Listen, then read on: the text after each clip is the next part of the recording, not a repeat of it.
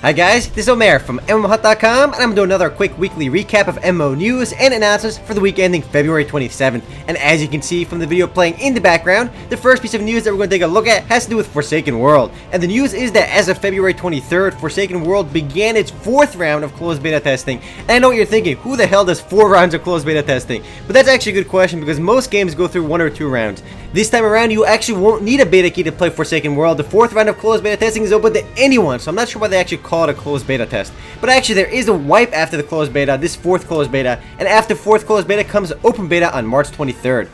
New things to expect in this round of closed beta is a new level cap of 60, a new PvE server, and a bunch of new content to explore. At least when Forsaken World finally gets around to launching, it'll launch with a lot of stuff to do. If you haven't had a chance to play Forsaken World, now is a good time because you won't need any more beta keys, but keep in mind there will still be a wipe at the end of this 4th closed beta. Next up guys, as of February 22nd, Petroglyph Games announced a new title called Rise of the Immortals, which is a 3D fantasy MMO that's actually in the MOBA genre, Multiplayer Online Battle Arena. It's a new genre for Dota style games. And by Dota style, I mean games like League of Legends, Heroes of New Earth, Avalon Heroes, and that style of games. Actually, the interface on this game looks a lot like the League of Legends interface, oddly enough, with where the skills and map are. The game will be launching with 12 heroes initially, with new heroes being released regularly. Like the League of Legends Mastery and Rune system, Rise of the Immortals will have some persistent elements, including skill trees as well as artifacts. I mean, it's kind of interesting to see how many Dota-style games are coming out nowadays.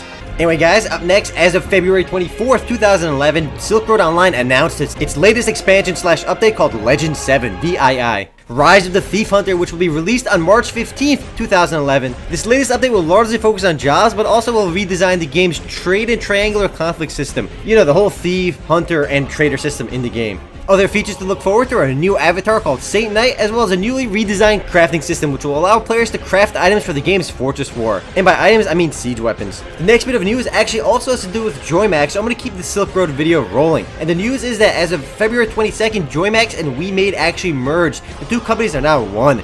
Joymax is the publisher of Silkroad Online, while WeMade Entertainment makes Mirror 2, Mirror 3, and Digimon Battle, as well as several other games. And the two companies merged together under the Joymax name. The two companies promised to launch a global portal this spring, and Joymax actually hinted that they're already working on Silkroad Online 2, as well as new projects. And this is the Legend 5 trailer you're seeing right now, because the Legend 7 trailer is awful quality and I didn't want to use it. Next up guys, actually a bit of good news. A company called Killer Combo announced that Elsword will be launching in North America sometime this spring. The official website for the North American version of Elsword has been out for quite a while now actually, but it finally got announced officially.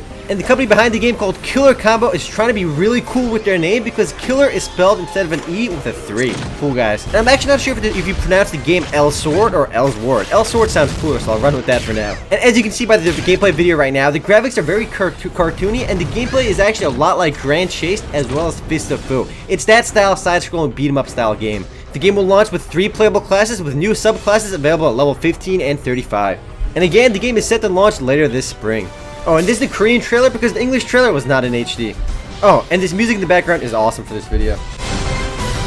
Next up guys is a small update from Atlantica Online, but it's actually not a small update, it's actually a pretty big deal if you play the game. Now Atlantica Online removed its stamina system, which was originally put in place back in 2008, and the stamina system used to limit how much you can actually play the game, but now it's removed and players can pretty much do whatever they want. And Atlantica Online development team said this was a direct response to player feedback, though I'm not sure why they waited so long to remove it because a lot of players wanted it removed from day one. But hey, at least they got around to it and the stamina system is removed from the game.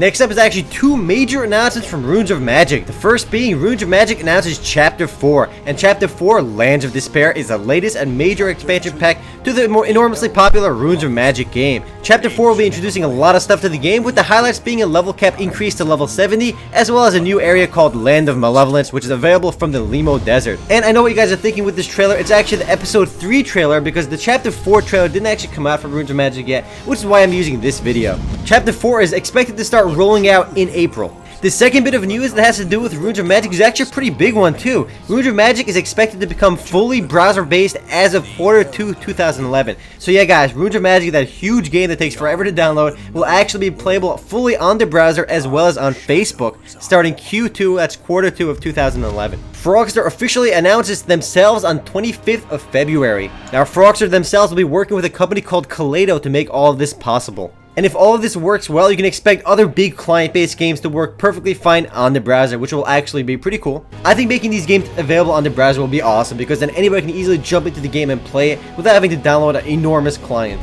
Next up, guys, is another bit of good news. Another brand new MMORPG has been announced called Three Kingdoms Brawler. It's a 2D side-scrolling Dungeon Fighter Online style Brawler MMORPG published by a company called The Nine, which actually has several MMORPGs in China, but I think this is their first game coming out in North America and Europe. And the one thing you're all probably thinking right now is, wow, this game looks a lot like Dungeon Fighter Online, and you are absolutely correct, because the game looks almost identical to Dungeon Fighter Online.